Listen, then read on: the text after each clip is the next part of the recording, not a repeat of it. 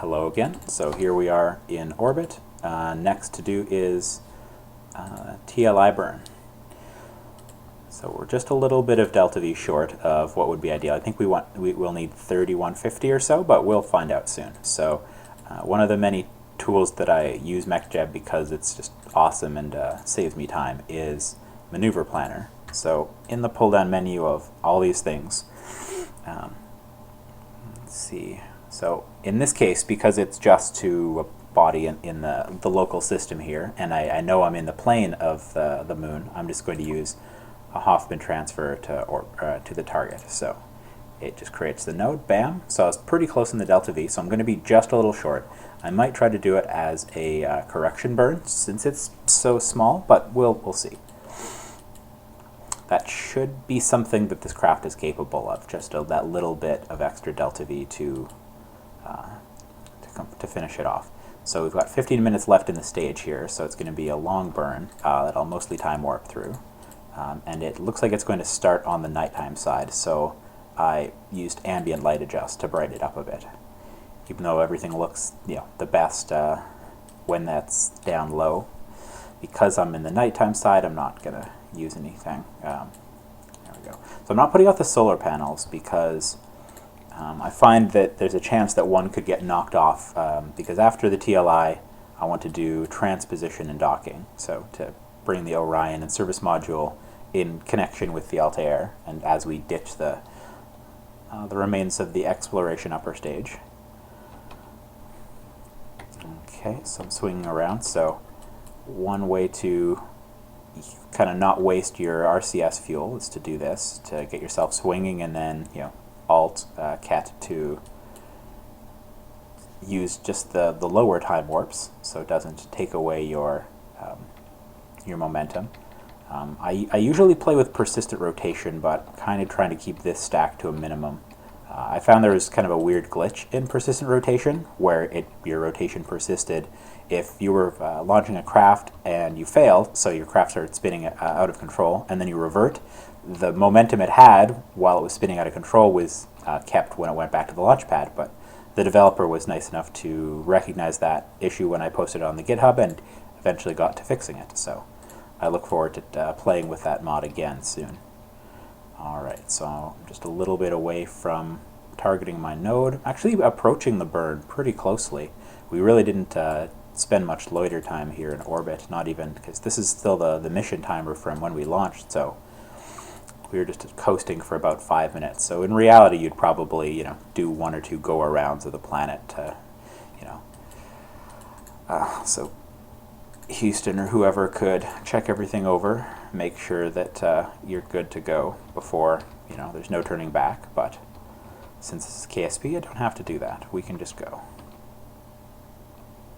Okay, so pretty close enough for me to the node here. So just cheat a little bit, use that time warp to stop even the little bit of rotation, and give it permission to execute the new node and just go hands off. So it should align itself. MechJeb will align with that node a bit better than I did there, and then it's going to time warp. So because this is Realism Overhaul, I need to keep an eye on my propellant stability. So once I notice that it goes out of time warp, I need to, so I've got my RCS on, so I'll hit H to use the RCS to thrust forward to ullage this fuel. So you can see if I'm holding H, my G-forces go up just a little bit. It's a real small amount, but it's enough to stabilize the fuel. And that's realistic. That's pretty close to the G-force they used for ullage on the Saturn V right before TLI. There we go, and we're lit up. So I'll turn off the RCS so it doesn't waste any of it. These engines gimbal on their own, so it can hold this position, which is very nice. You get way better specific impulse than they did on the Saturn V. So that's one of the advantages of why they went with these engines for the exploration upper stage. They're pretty light, and they're low on thrust, so they had to use 4 to get this amount of thrust compared to like the J2X, but they've got a very good specific impulse compared to anything else they could throw on such a heavy upper stage. So this allows them to push a lot more mass a lot further out. So that'll help with the Europa Clipper mission. That'll help with pushing more mass out to Mars, or really anything beyond low Earth orbit. Don't know if there's much advantage if you're going to the moon, if you don't need that much delta V, but it's the design they went with, and those are the advantages. So estimated burn time, that's wrong. I think I need to, I thought, yeah, I am using a MechJeb dev version, so I'll have to check with Sarbian about that, because clearly oh no, maybe that is right. The estimated burn time, it says 19 minutes, obviously. I don't have that much fuel left in this thing. It used to maybe be a bit further off, like for really long burns. So even at high warp, this is still going to take a bit of time, but we're going to go from being on the nighttime side to the daytime side, and then I might adjust the ambient light adjust. That's because I think things look a lot better. Although, I do crank up the brightness on my screen, so... Oh, we've still got that nice plume. So it'll look a bit different to me than it does to you guys.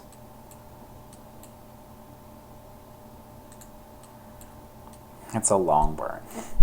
12 real minutes, so accelerated here, it's still going to be, what is that, 3 minutes? Something like that. So a lot of time to fill.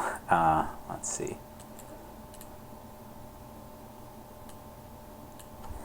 I remember with the interim stage, they stretched the hydrogen tank for loiter time, but I'm not sure what they plan to do with the design of this, because currently we have it configured for one of the Realism Overhaul contributors has access to, what is it, L2 or L3, the kind of some NASA spaceflight information that you have to subscribe to, so he used one of the sources he could see in there to get the accurate values for what they plan for their exploration upper stage fuels.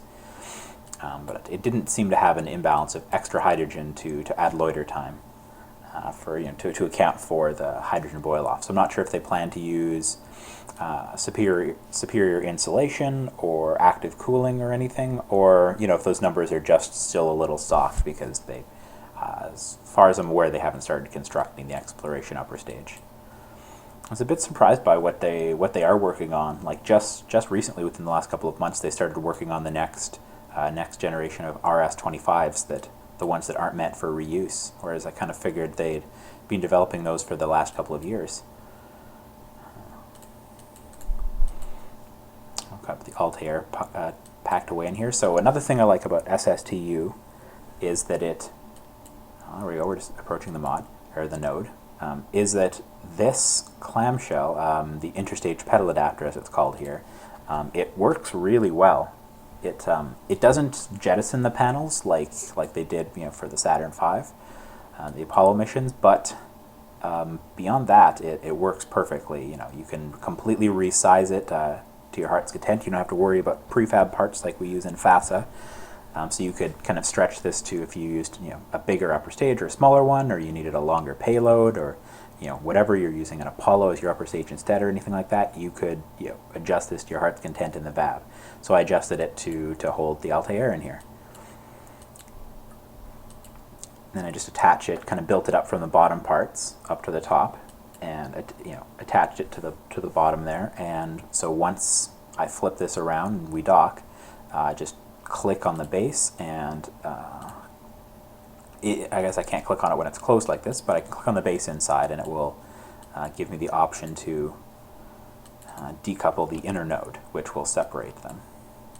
It's a long burn. So we started at a G-force of 0.25, which is like insanely low. And the rockets that I tend to build, if I'm using playing RP0 or something, or recreating early American historical craft, but it starts at this burn starts at a 0.25 and goes all the way up to 0.5 Gs. So it'd be a really gentle ride.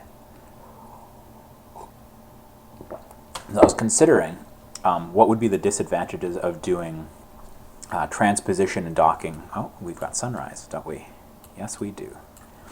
What would be the disadvantage of doing transposition and docking before the TLI burn? And so they would call that an eyeballs out burn, because right now the force is pushing at the backs of the guys sitting in the capsules, so they're getting this light pressure from behind them, just like in the Apollo missions. That's ideal, but if they had turned around and were pointed back, they'd be, imagine it like well, there's an interesting comparison someone on the Realism Overhaul forum used, but the way I was thinking of it is like being like you're kind of strapped into like a full racing car harness and being hung from the ceiling. But that's what it would feel like if you were accelerated at 1g. Whereas in this case it's 0.25, so it's like it's less stressful than lying on your face in a bed. So it's not, you know, probably wouldn't be that stressful to do an eyes out burn, but I don't know. It's you know, I just left it to do it like this because, you know, everything I do I kind of copy from the Apollo mission structure when I can. So we're doing it not as an eyeballs out burn, but there's a number of mission profiles that do require that. Like if you send up a cargo and then you dock it to something heavier that's going to push you out, or some more cargo. You know, there's a lot of mission profiles that call for an eyeballs out burn. So I'm sure humanity will be doing those at some point. Whether it's like, you know, being strapped to the ceiling in a race car harness or lying on your face down in a bed, we'll have to wait for the astronauts to tell us that. So only 50 real seconds left, so burn is nearly done. You see the G-forces have, you know, skyrocketed all the way up to just under 0.5 Gs. It's a really long burn, even though there was still a higher acceleration than when this stage was fresh, when it was at its maximum weight. All right, so pretty quickly I want to trade off when it's done. So these are estimations that that MechJeb will make, because I mean, the ideal and the math works best when you kind of simulate it as an instantaneous burn, which a 20-minute burn certainly is not an instantaneous burn. There we go. Abort auto execution, and there we go. So we're still a good bit of delta V short. So I am going to cheat that with hyperedit, unfortunately. I have launched into a low enough orbit where I did have enough delta V. I swear this payload can do it. It's just in recording it, I'm not a good enough pilot to do that. So here's how I add that extra bit of delta V. Since we're close, I'm going to make the magical instantaneous burn. It's saying that we want that much more. I'm close-ish to the node, so go to velocity. The default's prograde, but that's what I want, more or less how I'm pointed, and apply. So there we go. So now, close enough, I get my encounter. So, believe, don't remember how long they waited. I think it was at least an hour or so. So I'll fast forward it a bit, but they didn't do the transposition and docking right here, although that would have been kind of cool. I'm going to wait until I'm a little bit further out as well. Although they've been running on batteries since launch, so now it's 50 minutes on batteries. If they'd done once around, it would have been 90 more minutes, but they would have pretty big batteries in this hardware, so they'd be able to handle it.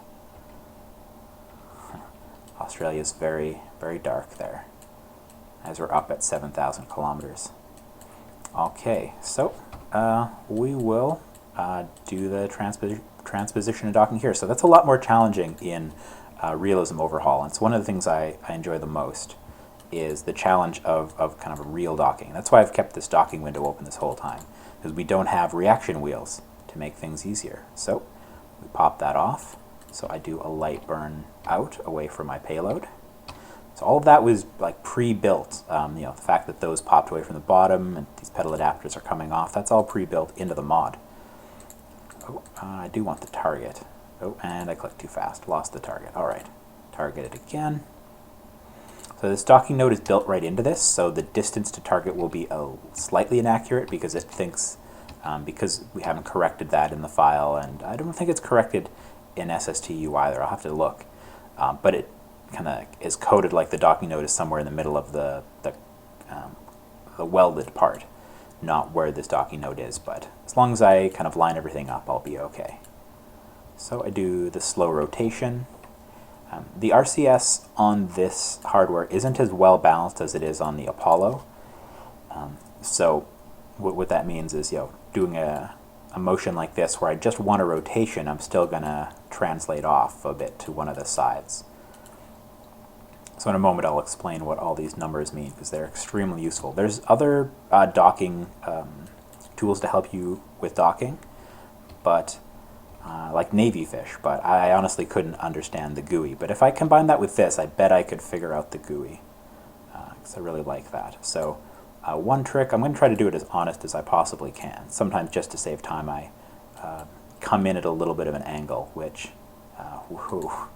Those are some really violent maneuvers. Sometimes MechJeb is just a little overzealous. So I used target minus parallel, so that means that if there was an arrow coming out from these docking nodes, they'd be anti-parallel with each other. So they'd be parallel but pointed in opposite directions.